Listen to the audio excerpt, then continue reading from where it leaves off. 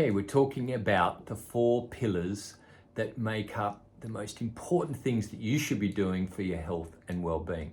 Those 4 pillars being sleep, diet, movement, and mindfulness.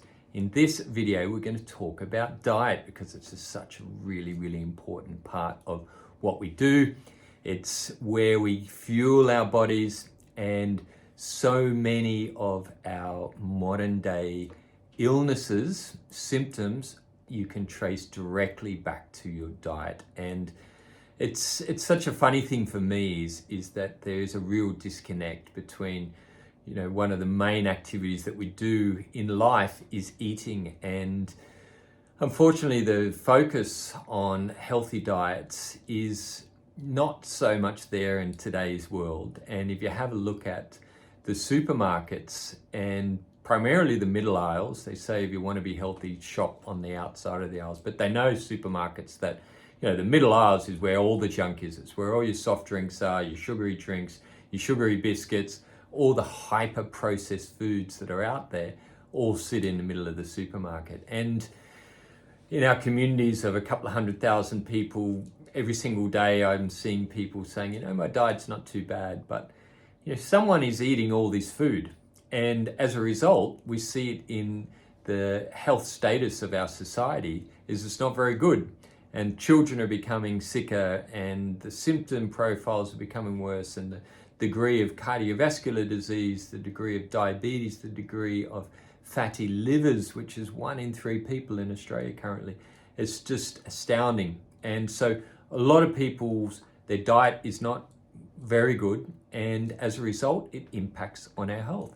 It's one of the core things in that degenerative process, and part of the happy, healthy philosophy is our bodies are either degenerating at different speeds or it's regenerating, and diet is one of those core pillars that influence the degree that our bodies degenerate. And I can only speak from experience.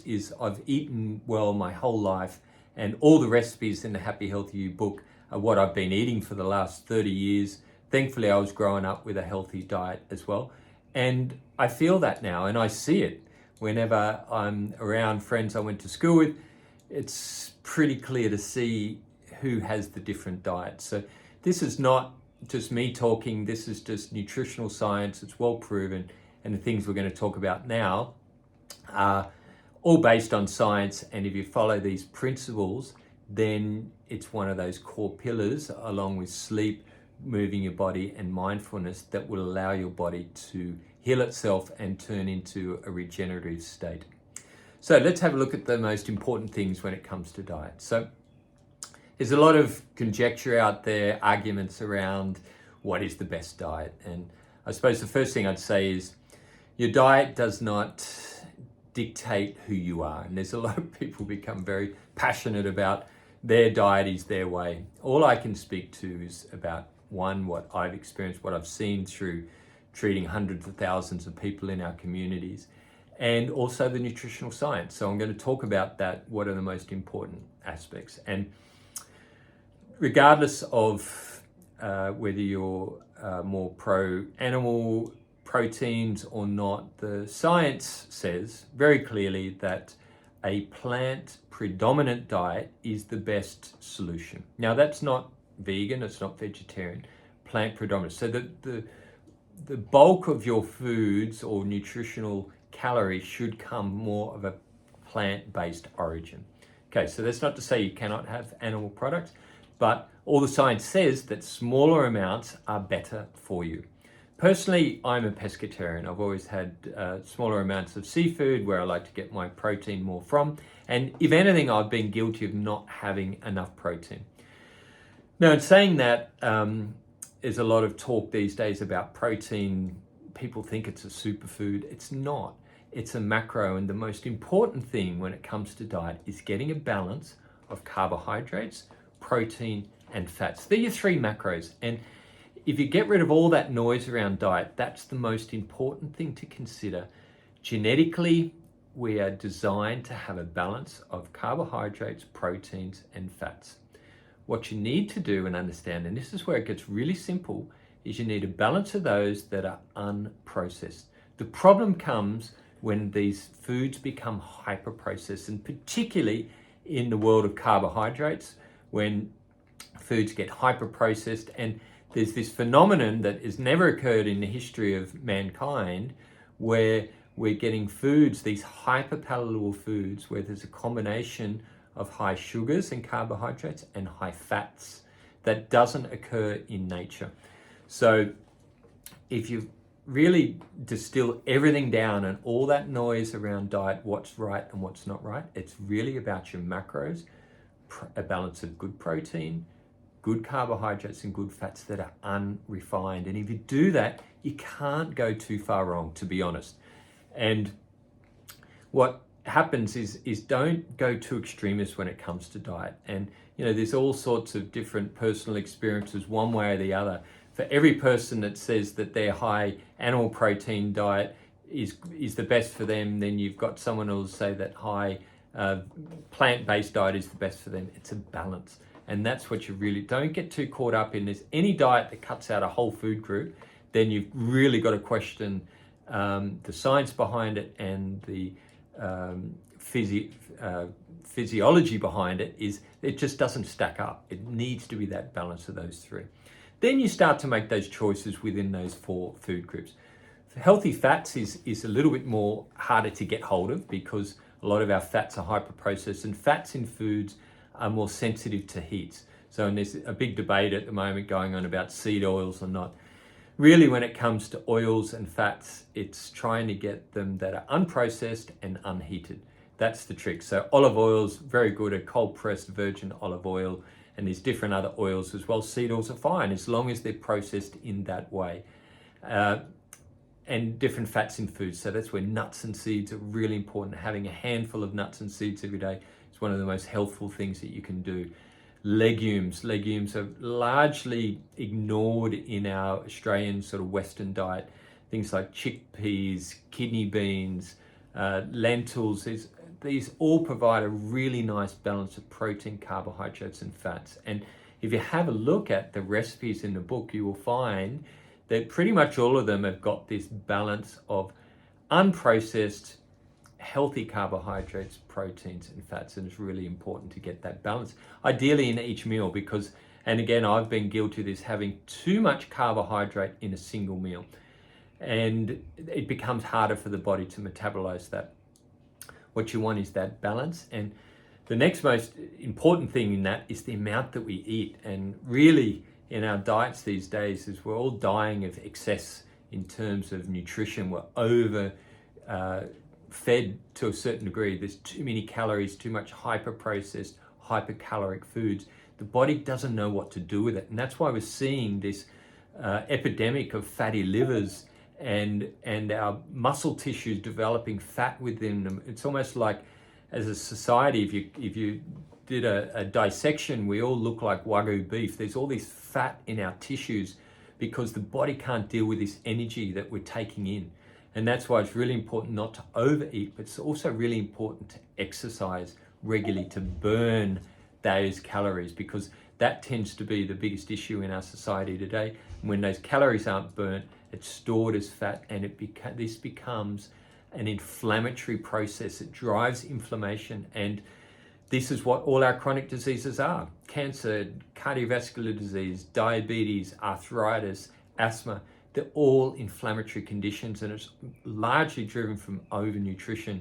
Not always, but that's one of the primary driving factors in inflammation. So eat less, eat a balance of these different macronutrients that we need, eat unprocessed, eat within a certain time window as well. And you've probably heard these days of intermittent fasting, you've probably heard of time-restricted eating. Time-restricted eating is really important, that we don't always eat all the time, and probably 3 meals a day is too much for most people.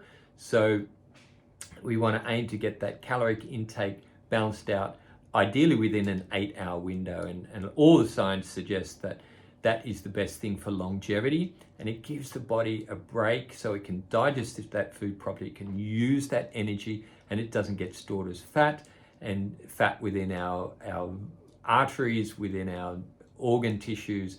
It gives the body a break to clear that out. Then there's certain other things that you can kind of supercharge your diet with. There's foods that are high in antioxidants, and in the book we list all of those. Antioxidants are natural anti-inflammatories and they help in that regenerative process.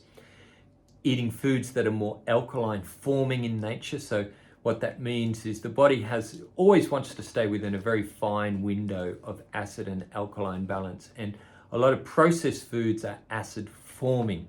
So they drive our body more towards acidity, which then causes a leaching of alkaline minerals and drives inflammation. Whereas more alkaline foods, which are more foods that come directly from nature, they are more less anti-inflammatory forming. They're better for your blood sugar levels. So there's 2 food lists within the book that we go into detail on what those foods are. And then there's certain other foods you can supercharge your diet with as well. Things like fermented foods are fabulous. It's the best way to rebuild a healthy digestive system. There's things, as I mentioned, nuts and seeds, having a handful of them, focusing on making sure you have lots of legumes in that diet as much as possible. And one little note that I'd suggest in there as well when it comes to diet is don't change everything at once. And I often see people that tend to then go more to a plant-based diet and they're loading their systems with fiber. Your body's not ready for that. And think of your digestive system like when you first go to the gym, and if you go there and work out and lift the heaviest weights, you become sore. And it's the same thing with your digestive tract. It's a muscle. And if you load it with too much fiber, you're just going to feel uncomfortable. You've done too much. So start it slowly. And part of one of the things I always say when it comes to health is work from a plan. And that's what our book is. And you don't build a house without a plan. It's the same with, and you don't build a house in a day. Plan it out and see this process with the book as a 3, 6, 12-month journey that you're on, and take it in baby steps. Implement one thing at a time, let it become a habit, and then move on from there. Learn the recipes so that they become just like the recipes you might be cooking now that are unhealthy. Start to crowd them out with healthy recipes, but one by one. You can't learn 100 recipes overnight. Prepare yourself is another tip when it comes to diet. Spend a few hours each week planning what you're going to shop, planning those meals that you're going to make, food preparation. So if you're a busy mum or you don't have a lot of time for cooking of an evening, do that prep before. One trick that I like to do is I always cook more than I will consume. So I have that maybe for lunch the next day or the day after. Have certain things already pre-done. So I mix up a range of different beans that I'll have just in the fridge that I can then mix with some sprouts, which is another great thing to do, adding sprouting into your diet. So I can mix up a salad in 3 minutes because I've already pre-prepped all those different ingredients. So there you go, diet. It's don't overthink it. As I said, there's a million different ways that people will suggest is the best diet. And one thing we commonly hear is that there's no one diet for everyone. I'd probably disagree with that, in that the science says there's certain things that you should be doing, okay? And yes, we have certain genetic predispositions to the certain foods that we eat, but the fundamentals are the fundamentals of unprocessed, a balance of carbohydrate, protein, and fats. There might be foods in there that agree with you or don't agree, and you can figure that out, but generally, when foods don't agree with you, healthy foods don't agree with you, is your system is not ready for those foods yet. And foods create a hormetic stress in the body, in that they can create a minor stress response. And there's this argument that vegetables are trying to kill you because they have these innate protective things. But those chemicals, those different antioxidants that are in there, are designed to create a minor stress in the body to boost your immune system. All these phytochemicals are just so important. And when I see people advocating purely a carnivore diet, they're just missing the bigger picture, seeing the trees instead of seeing the forest. Is plants are an integral part. It's how our bodies have developed for eons. So we really need that. But if you find you're not digesting plants, then you've got to start slowly and let your body develop a stronger digestive system so it can deal with it. And that's why when we talk about this degeneration of health in the earlier videos and in the book, digestion is one of those core components, and you've got to really make sure that your digestive tract is working well. So things like apple cider vinegar and bitters before meals, ginger are great things, herbs and spices with your meals to stimulate that digestive process. And as we age, our digestive capacity gets weaker. So one of the really core focuses should be is to make sure your digestion's working optimally and make sure you're getting enough good plant fiber.